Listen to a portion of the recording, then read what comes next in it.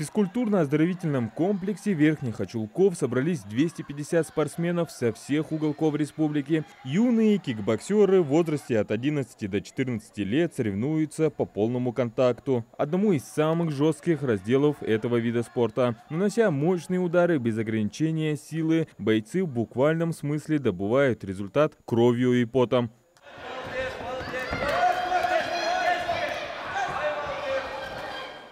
Сейчас на ринге встретились два кикбоксера. Обоим по 11 лет, сражаться будут в тяжелом весе 47+.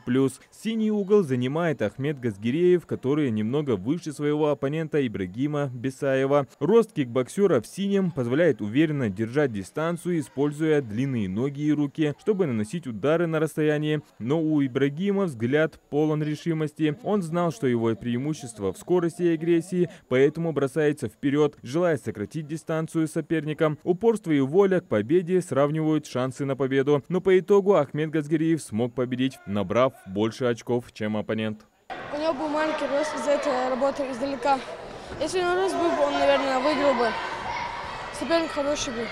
Республиканский открытый турнир по кикбоксингу посвящен памяти Адама Бекова, который 2 года назад погиб в автокатастрофе. Он был одним из лучших кикбоксеров своего возраста и принимал участие во всероссийских и международных соревнованиях. Сегодня здесь также выступают те, кто тренировался в зале вместе с Адамом.